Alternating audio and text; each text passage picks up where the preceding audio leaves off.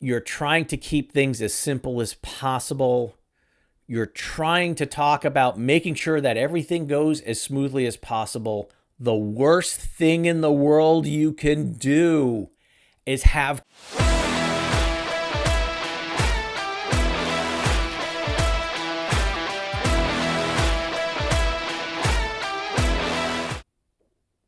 Hi, Jeff Masacci, the Plain English Attorney, and welcome to the video. Today, we are going to talk about 5 estate hacks that you need to know as you're getting started on your estate planning journey. Unfortunately, a lot of attorneys just kind of overblow things. They make it really more complicated than it needs to be. And so we're going to give you the best 5 ways to train your brain to think about this the right way, which is just going to make things so much simpler. Wouldn't you want estate planning to be a lot simpler on your end than it seems to be after you start looking at all the materials that are out there?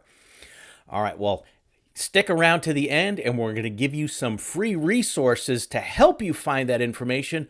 But again, the biggest thing are the 5 hacks that are going to get you thinking about it the right way. All right, starting with that first estate hack. There's really only 4 big questions that you need to answer. So I don't know why attorneys just go and make this, well, who do you want to be the executor? Who do you want to be the trustee? Who do you want to be the power of attorney? Who do you want to be the health? Oh my God, it's like just way more complicated than it needs to be. Here's the best way to think about it is you only have 4 questions that you need to answer. If you think it's important for educational videos like this to get out there, then please help us out by subscribing to the channel. First question, who do you want to handle financial things for you if you can't? And the scenario I'm typically giving my clients is laying out if you put this plan together, it's exactly the way you need to be. You drive out from the office and then bang, you're in a car accident. You don't die. But you go to the hospital and now you're in a coma for 3 months. Who's going to grab a hold of your finances? Who's going to make sure the bills get paid and takes care of things for you on the financial end so that when you get out of the hospital, you're not left with utilities turned off, things being repossessed, and just this big financial mess that you're going to have to address just as you're getting out of the hospital. And at the same time, this list of people is going to be who would take care of making sure if you don't make it out of the hospital, you pass on, who's getting everything that they're supposed to get and when they're supposed to get it. So you're looking for one person. If they can't do it, there's a backup. And then if they can't do it, you have a third just in case person. Second big question on that is who do you want handling healthcare decisions for you? And this is really kind of related to that same scenario as the first one. You're in that hospital. You're in a coma for 3 months. Who's going to be talking with the doctors, deciding on courses of treatment? Are you doing surgery A versus surgery B? And who's signing all of that paperwork that has to come along with being in the hospital? You also want one person. If they can't do it, there's a backup. And then if they can't do it, you've got a third just in case person. Third question, sometimes my clients don't really like this question because of the way I go into it, but it's who gets what, when do they get it, and how. And now we're really talking about the estate distribution here. And the reason my clients don't like it is I'm typically going through these different scenarios. What if this person dies? What if this person dies? So I'm kind of killing off all their loved ones in these scenarios. So that's the part they don't like. But what we're going through is making sure we're building in contingencies so that you don't have to come back to me every time something changes, even just a little bit. So all of those what ifs are also answered. This is also where we're also getting into age of inheritance for younger beneficiaries. And then the fourth big question, not all of my clients necessarily need to get into. It's who's going to actually raise your children if anything happens to you. So we're talking about guardianship for them. So if all your kids are over 18, you don't have legal guardianship over any of them for any particular reason, then you don't even have to get to that one. But that's the first hack. It's only those big 4 questions. All right. So getting on to that second estate hack now. Stop looking for Superman and Wonder Woman. There are so many times that people seem to think that they need one person who's going to handle all the financial things and the healthcare decisions and raise the kids, and who's this absolutely fantastic person. I can't find one person who can do all of it. Well, you don't need to. That's why we have those 4 questions.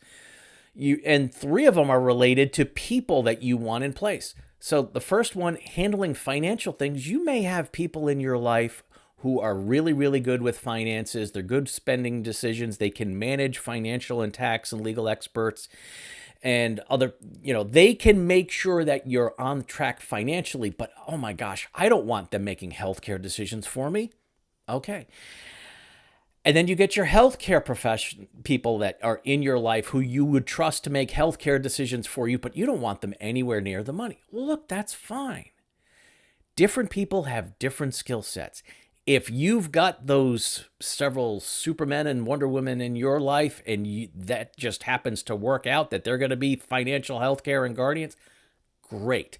Most people don't, or at least not 3 of them in succession. So stop thinking that you have to find one person who can do it all and divide the responsibilities up the way they need to be. All right, and now that 3rd estate hack to make sure that you're keeping this as simple as possible. Stop thinking about, I want this item to go to this person, and I want this item to go to that person, and I want this account to go here, and I want this house to go here. Stop thinking like that. Start thinking in percentages. The fact is, a lot of my clients, when they're putting together, say, a revocable living trust, and they've got these assets, or for that matter, a will, and they've got this asset, and this goes here, and this asset goes here, and this asset goes there, they're going to find out in about every 5 to 7 years that between 1/3 and half of those assets are no longer there.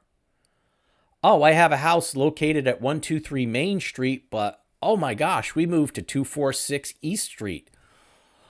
And now we got to change our estate plan. By and large, my clients, if they look at percentages, it doesn't matter if they change around their assets that are going to be in that estate. It doesn't matter if the value goes up or down. You're using percentages, so your estate is a lot more stable and a lot more solid. Anytime you're giving particular specific accounts and houses and cars and stuff like that, you're going to have to make an update every time you make a change to one of those things. All right, and now we're getting to the 4th estate hack. Stop thinking about who's handling financial things and who the beneficiaries are as being the same. I've seen this happen, and really, when people start down this road, they start mapping everything out. It drives them absolutely crazy. It's like, well, I want my 3 kids to inherit everything, so they all 3 of them need to be like co-executors and co-trustees. And no, it's totally separate. In fact, a lot of the best estate plans I have, particularly when they have beneficiaries who are younger, they're putting other friends and family members who are not beneficiaries at all. They're in charge of making sure that the beneficiaries get what they get. And they're not getting anything other than potentially being paid as the fiduciaries in this process. So they don't have to be beneficiaries to be in charge of the money. So stop thinking about that way. It's a totally separate question.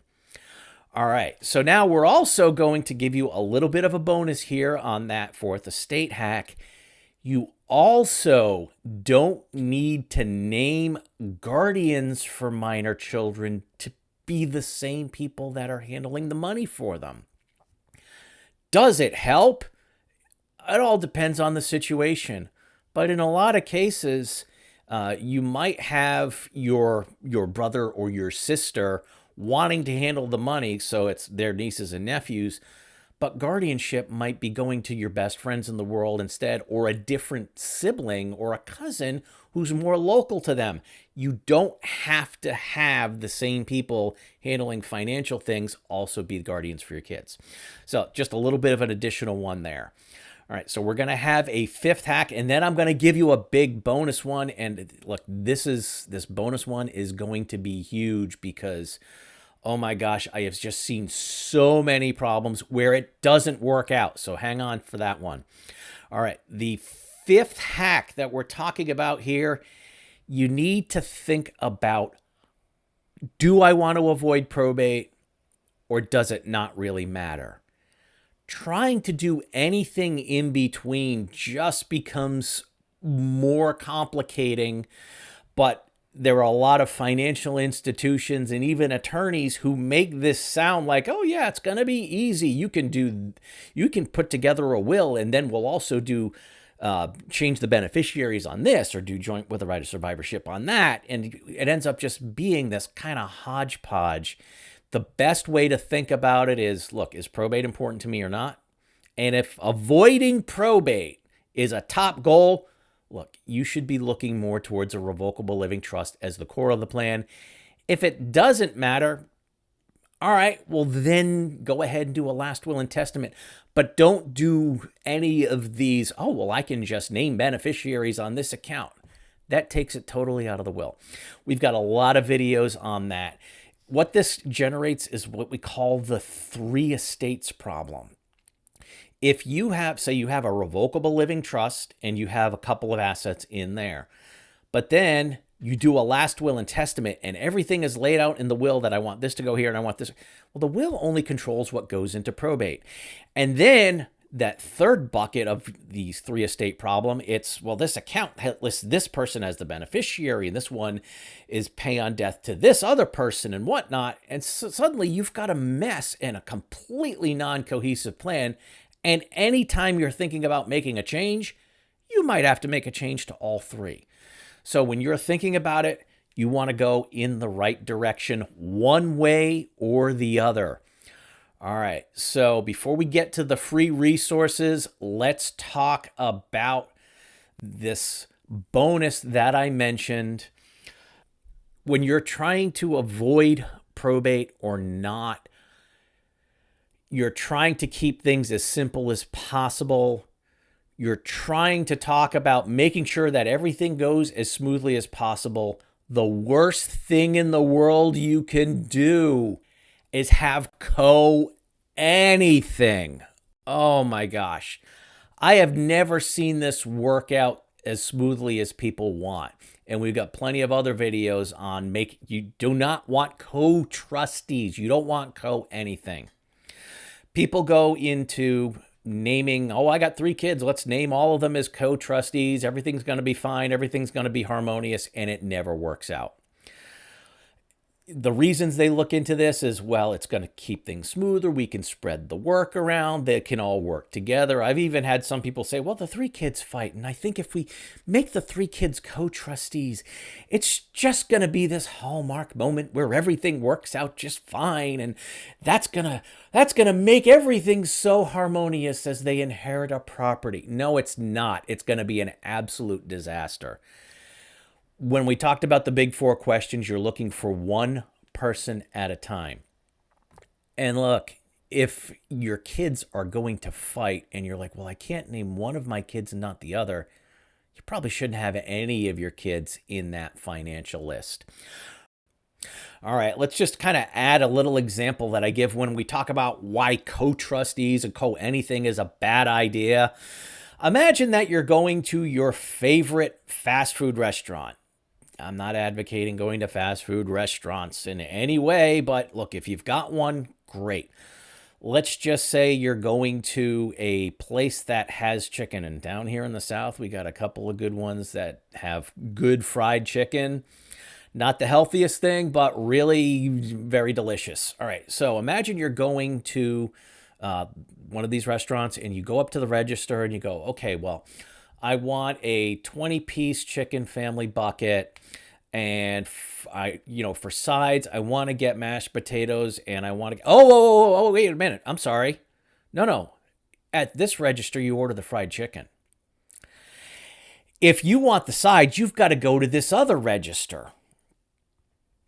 Really? Yeah. Like, you can't just ring me up here at all in one place. No, because the sides, that's handled by this other register.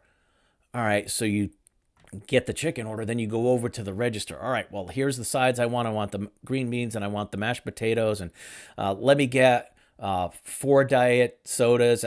Oh, no, I'm sorry. You can only order the sides here. If you want the drinks, you got to go to this third register. All right, that sounds absolutely ridiculous. But that's what you're actually doing if you have different people in your list for the executors of the will, the trustees overseeing an inheritance, your financial, the durable general power of attorney. If you've got different people, you're kind of putting them all in charge of financial things, but in different situations. So the power of attorney is, what if there's something outside my trust, or things like tax returns need to be signed, or applying for benefits, I need a power of attorney. Why would you ever have that separate from being the trustee of your trust? It just doesn't make sense. Or after you pass on, oh, who's going to be the executors handling anything going through probate? Why would you want it to be any different than who's administering your estate provisions in your trust? Why shouldn't it be the same people so they don't have to have any kind of miscommunication or any kind of back and forth and things being missed? It's all the same person. It just doesn't make sense. So that's why co-anything doesn't work, and that's why having different people in different positions doesn't work. All right, so let's move into the free resources that we've got out there. We do have a free ebook. We're going to go ahead and put the link to get that. If you are ready to go and look into a lot more information out there, and you're ready to start going and digging, then I have a free online course at freetrustcourse.com. So again, freetrustcourse.com. This is going to have a copy in a digital format, either PDF, audio, and we've done a video that's kind of a read-along audio along with the pages for the book. So if that's the best, whichever of the three is the best way for you to learn, great. It's my book, Estate Planning Basics. It's going to be in there. It'll walk you through, in plain English, and only about like 60 to 70 pages. Here's the difference between a will and a trust. What is probate? What are the main documents that typically go along with a revocable living trust plan? We also get into funding your trust, but it's all high level, very simple, easy to understand stuff to help you on your estate planning journey. There's also, in that, we have our questionnaire that we're typically giving our clients before they come in. So you can go ahead and look through that. Even if we're not the firm that you're working with, you're going to get a good idea of what other estate planning firms are going to ask for in terms of information in order to get your plan going and underway. And so that's a big resource. The other resource, it's right here on the YouTube channel. We've got a lot of videos. We're doing one every week. In some cases, we had done more in the past. So if there's a question about estate planning, there's a good chance that we've got a video here for you. All right, so I hope you enjoyed that information. I hope you got some benefit out of it. If you did, please go ahead and like and subscribe. It really helps us out, and it helps get the information out there in a simple, easy to understand format. So as I always tell my clients, please stay safe, plan ahead, and enjoy life. And whatever you do, make it a great day.